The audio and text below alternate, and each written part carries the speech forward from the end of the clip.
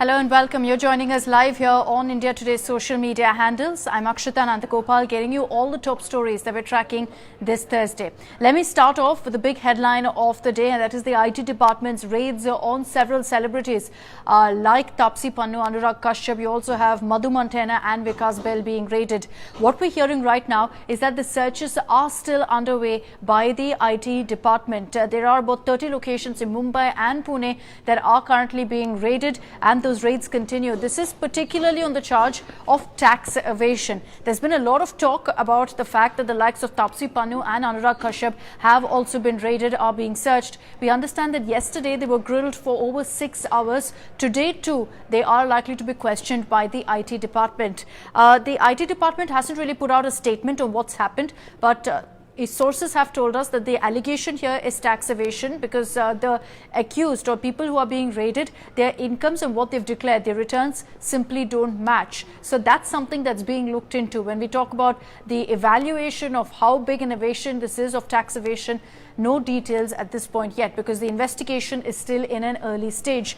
But it's triggered a massive debate, as I mentioned earlier, because you've got several people stating that the likes of Taapsee Pannu and Anurag have been targeted because of their political stand, because of their views on several issues which have more or less almost always been anti-government. It's because of that the Congress, the opposition, they've all come together to state that the IT department is being used as a tool. They're saying agencies like the IT department, the CBI and the Enforcement Directorate are being used as tools by the centre to target those who are critical and who are vocal against some of the government's programs.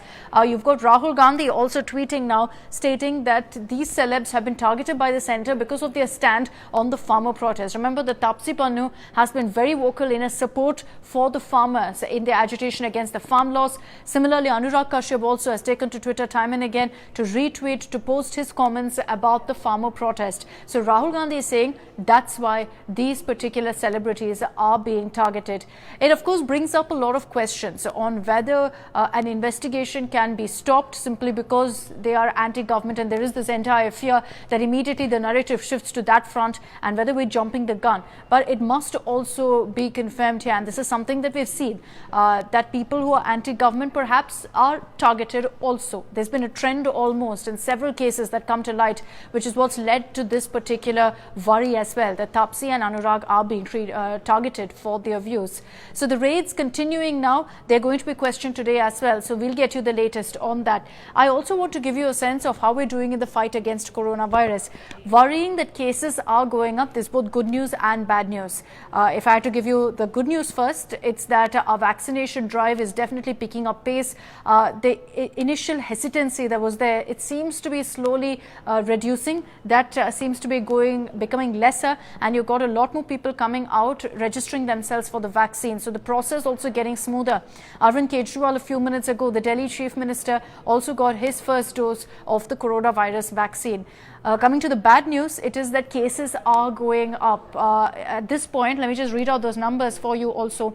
Over 17,000 cases that have been reported in the last 24 hours. The Union Health Ministry has just put out the data saying that 17,407 new COVID cases have been reported, as well as 89 deaths. The fatality rate is not of concern. The problem is that cases are going up, and it's particularly in a few states. Take this data for instance. Maharashtra, Kerala, Punjab, Karnataka, Tamil Nadu and Gujarat, they account for 86% of the active cases that are being reported, and of that about 50% is from Maharashtra alone.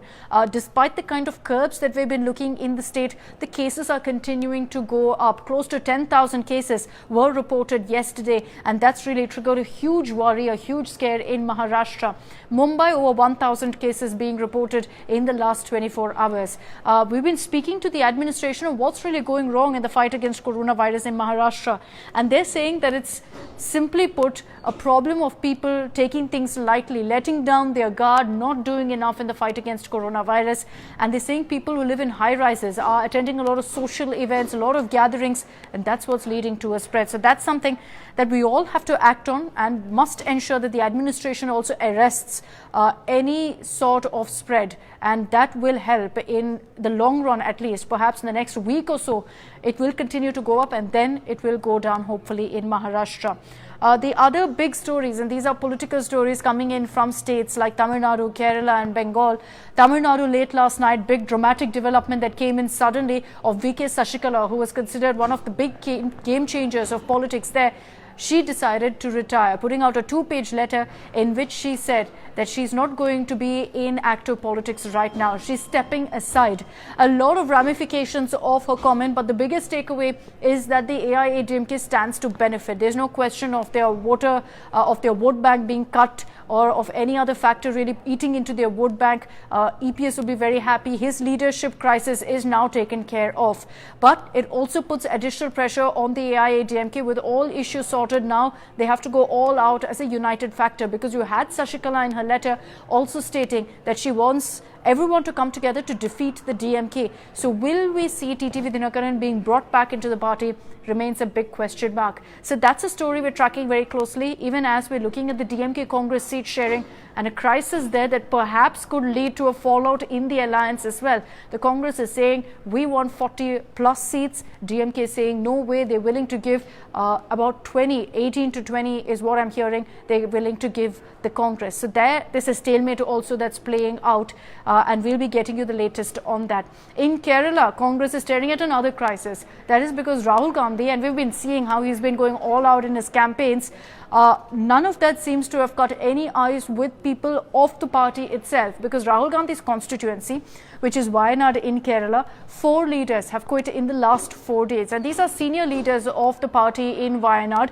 Many of them have spoken out. About 2 or 3 of them have said the reason we took this decision is because we feel neglected, that the Congress leadership has failed in the district, and this has put forth again a lot of questions of Rahul Gandhi. While he's been making headlines with his rallies, with his campaigns, whether it was going fishing, the push-ups and whatnot, now when it comes down to the ground, looks like his own colleagues are questioning his leadership, particularly in Wayanad. So the Kerala Congress right now is in damage control mode. They're rushing in senior leaders to try and address this crisis that's been triggered. We'll have to see if Rahul Gandhi too rushes to Wayanad to address this problem of rebellions in his own constituency.